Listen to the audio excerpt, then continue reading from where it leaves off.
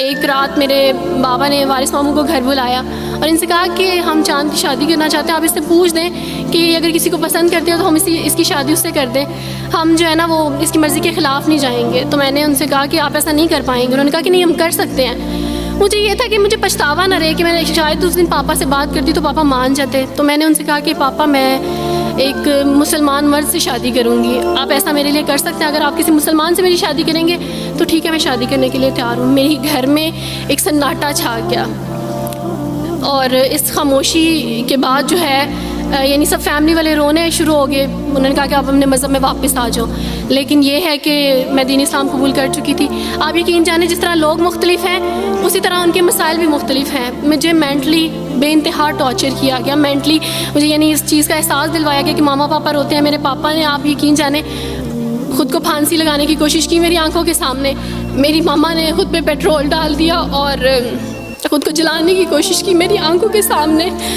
اور میں اپنے روم میں بیٹھی یہ کہتی تھی کہ اللہ اگر میں حق پہ ہوں نا تو میری فیملی کو کچھ نہیں ہونا چاہیے. پھر بہرحال مجھے میری فیملی سے نکال دیا گیا یہ اس ڈر سے کہ میری وجہ سے دوسرے بہن بھائی بھی اس راہ پہ نہ چلے جائیں. اور وارث ماموں کو بلا کے مجھے گھر بھیج دیا گیا, ان کے گھر بھیج دیا گیا. جب میں گھر سے آ رہی تھی تو وارث ماموں نے کہا کہ بیٹی اگر آپ کا کوئی سامان ہے تو آپ لے لیں. تو میں نے ان سے کہا کہ اس گھر سے صرف ایک ہی چیز میرے ساتھ جا رہی ہے اور وہ ہے میرا نام جو ماما پاپا نے مجھے دیا تھا. میں چاند رات پہ پیدا ہوئی تھی اس لیے انہوں نے میرا نام چندہ رکھا تھا. بس وہ نام لے کے آئی. آپ یقین کریں ہمیں کہا جاتا ہے جبراً اسلام قبول کیا جاتا ہے. اسلام قبول کرنے کے بعد وہ جبر کیا جاتا ہے کہ آپ سوچ بھی نہیں سکتے. آپ کو اپنے ماں باپ سے ہی ملنے نہیں دیا جاتا, آپ کو اپنے ہی چھوٹے بہن بھائیوں کے پاس نہیں جانے دیا جاتا. آپ ہاسپٹل میں تھی ڈیلیوری کے ٹائم.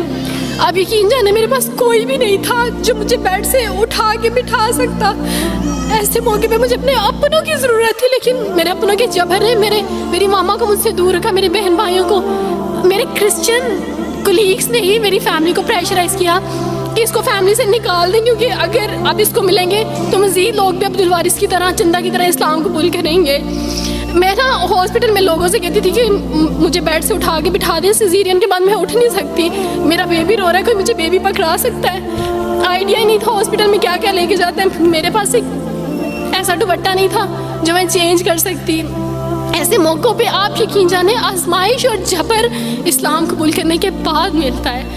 مجھے آپ سب سے توقع ہے, آپ سب اسلامک اداروں سے توقع ہے کہ اب آپ ہمارے لیے اسٹیپ لیں. ہمارے اپنوں نے تو ہمیں چھوڑ دیا, انہوں نے جو ہمارے ساتھ جبر کیا اس جبر کے بدلے آپ ہمارے ساتھ نیکی کریں. اب آپ کیا اسٹیپ لیتے ہیں نیو مسلمس کے لیے جن پر یہ الزام لگایا جاتا ہے کہ ان پہ جبر کیا جا رہا ہے؟ ہم پہ جبر نہیں, ہم پہ جبر اسلام قبول کروانے والوں نے نہیں کیا بلکہ جن کے گھروں سے ہم آئے تھے اسلام قبول کرنے کے بعد جبر تو ان کی طرف سے تھا.